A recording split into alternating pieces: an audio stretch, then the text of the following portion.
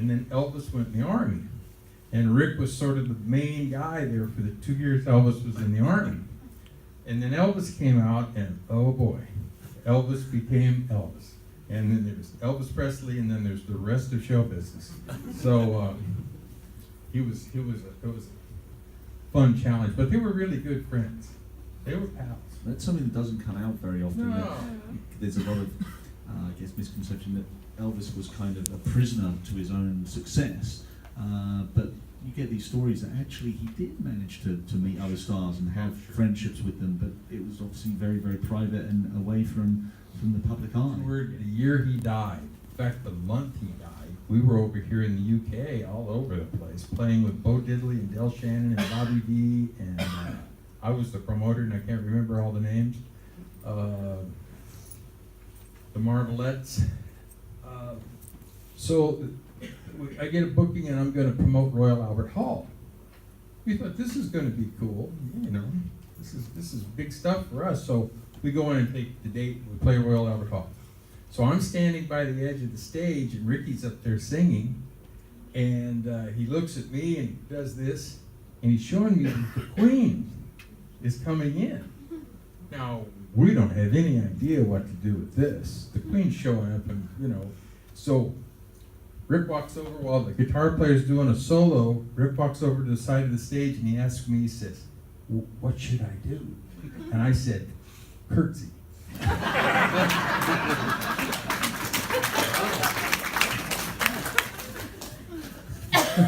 What do we know? Exactly. And you've had obviously an amazing career in show business. Which other big stars have you worked with, and who have been your favourites over the years as well? I worked for years with Leon Russell and Sonny and Cher in the beginning, and then I was Sonny's manager to be the mayor of Palm Springs, and then for Congress, and then my daughter became his chief of staff. So we were around Sonny a lot, and he was a piece of work. He was an interesting guy. He's a good friend of mine. And you know, all of the others as they go through. But nothing was ever as interesting or fun as Elvis or Ricky Nelson. There was, you know, I don't know if there'll ever be guys like that again. I've been waiting, and you know, it's 40 years, I haven't seen anyone yet. Well, there'll never be anyone like Elvis, ever. No, it's, like you say, top of the entertainment, everyone else is just... A funny story with Elvis is I don't know if you know, spring break in Palm Springs is a big deal, or used to be. And I'm up at the house doing my babysitting job, and Elvis comes out and he says, let's go out, let's go down to the store. So, okay. And he had just bought this black Stutz Blackhawk. So we go down to the garage, and he says, "You want to drive my new car?" And I said, "Sure, great." So we get in the car, and we go down towards Palm Canyon Drive there in Palm Springs. And we go into the liquor store, and Elvis wants these Tipperillos or Cigarillos, I forgot what they were. And he wanted some pop, you know. So he goes to the back of the store. Now he thinks he's incognito because he's wearing a blue jumpsuit. And he's wearing these big glasses, these really big glasses, all this jewelry around his neck, and it's a running suit. Yeah, sure, he looks just like Elvis, of course, but he thinks he's in hiding. So, and all these teenagers are in the store. It's a liquor store, and it's almost closing time. So I'm driving the car, and I pull right up in front of the store. We get out. He goes to the back of the store to the cold counter, and he picks things up, and I'm waiting for him because Elvis never had any money. So I had to wait at the counter because I knew I was going to have to pay for whatever he bought. So the store's crowded with young kids, teenagers. He walks back through. We go to the checkout stand, and I'm trying to give the girl the money, and the girl won't look at me because she's looking down at Elvis's pants. And there's a bulge going down the side of Elvis's pants.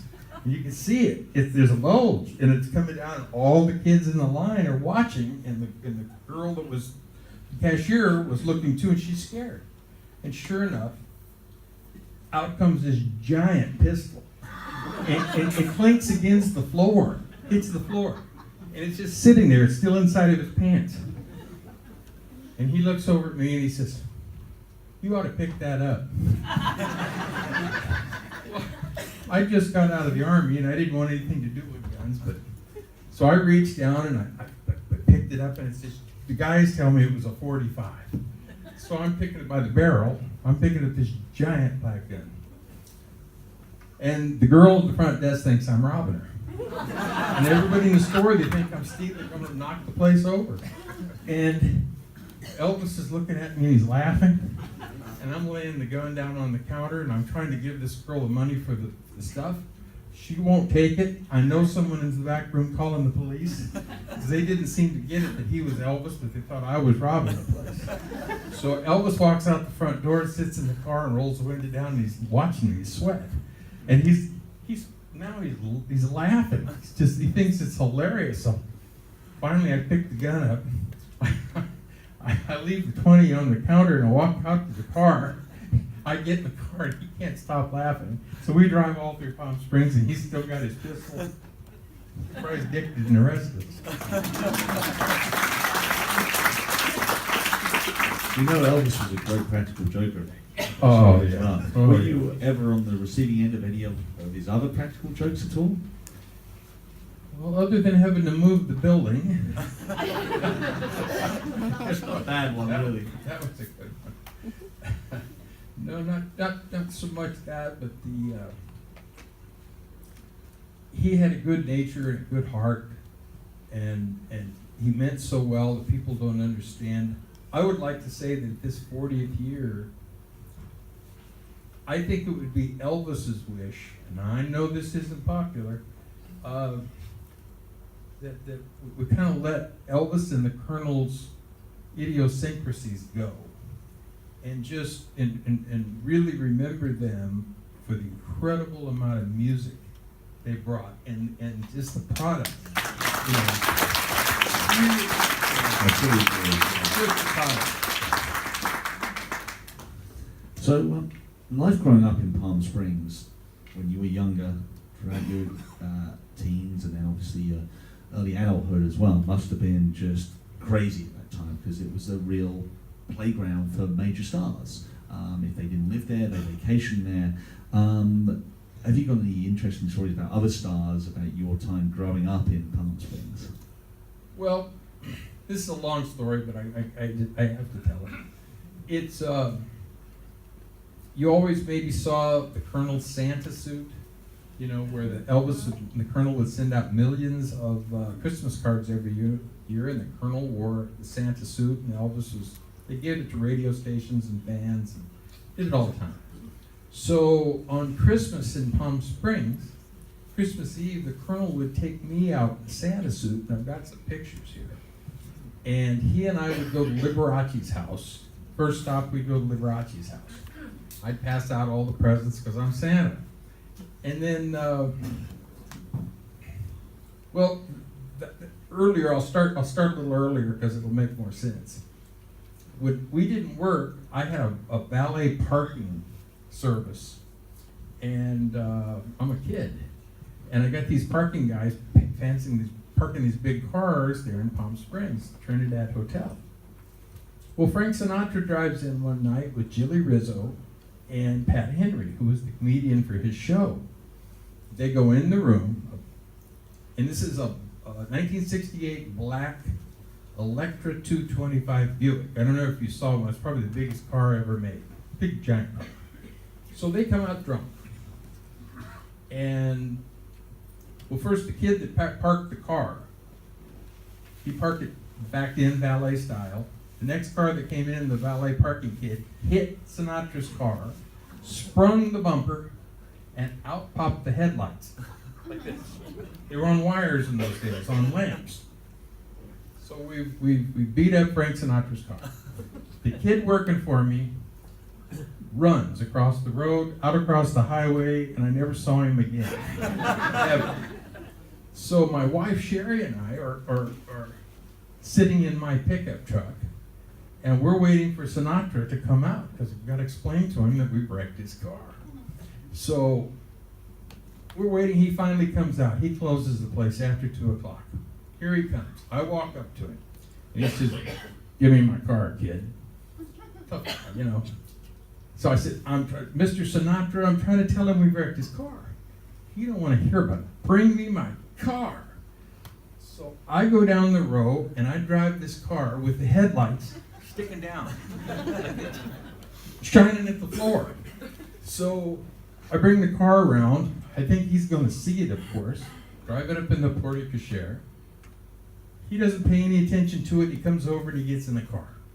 Jilly Rizzo gets on his side. Pat Henry gets on his side. And there they gives me $100 bill. He gives me $100 bill like Sinatra always did. So I got 100. He drives off towards Rancho Mirage to his house. And I'm dumbfounded. A few years later, it's Christmas Eve, and we're doing our Christmas rounds with the Colonel, and I'm Santa Claus. So we go to Liberace's house. Then we go down to Rancho Mirage to Sinatra's compound, and we show up, and the Colonel was a Dutchman, and he liked to bring meat. He'd bring big sacks of meat as presents, and me as Santa Claus. So I pass out all the presents. Dolly Sinatra's there. All the grandkids are there, and when I'm done, I'm leaning up against the bar next to Gregory Peck, by the way. Yeah, because he's there at Sinatra's Christmas party. So I'm just waiting for the Colonel to go because it's New Year's. I gotta go home to my kids. So Sinatra walks up to me and he says, "Who are you, Santa?" And I said, "Greg McDonald." He says, "Merry Christmas." And I say, like a fool, I say, "You know, I need to talk to you about that black Buick." And he says, "What? The black Buick?" And he's looking right at me, well, from here. And I said, "Yeah." And he won't let me finish my sentence. And he says, "Yeah, who do you think you are? Do you know who I am?" He said, "What are you trying to do? Are you trying to shake me down?" I don't know what he's talking about. He says, "You come with me, Santa." Grabs Santa by the lapels and drags me down the hall towards his bedroom. He slams the door and pushes me up against the wall. I mean, he wasn't very big, but he's Frank Sinatra. So he says, "What are you trying to do? How much do you want?" And I don't know what he's talking about. So he says, "Give me the story." So I said, "Well, you came to the Trinidad, you got drunk, you left, we wrecked your car. And I tried to tell you, and you gave me $100 and drove off. And this is the first time I've seen you since." So now he sits down on the bed and starts to laugh. I still don't know what's going on. He's laughing, and I'm standing there in a Santa suit. And so he says, "Santa, you stay right here." So he goes out in the living room, and he brings in Jilly Rizzo, who's his bodyguard, and Pat Henry. And he brings him in, slams the door. The Colonel's in the living room screaming, "Greg, where are you?" He doesn't know what's going on with me. I'm in the back with Sinatra. This is the whole thing going on. So the Colonel's all worried. And Sinatra says, "Santa, tell Jilly and Pat about the black Buick." And I said, "Guys, I don't get it." I said, "You guys all came to the Trinidad drunk. I finally gave you your car. He gives me $100. You guys drive away." Now those guys start cracking up laughing. And I said, "Jilly, what's so funny?" And he says, "Greg," he was a guy from New York. He had a heavy gangster accent. He says, "Look," he says, "we comes out the next morning and we look in the compound and there's that black Buick all wrecked up. So we knew that Francis here was driving, so we figured we'd hit somebody and killed him." So he said, "We had Jerry the Crusher bury the car."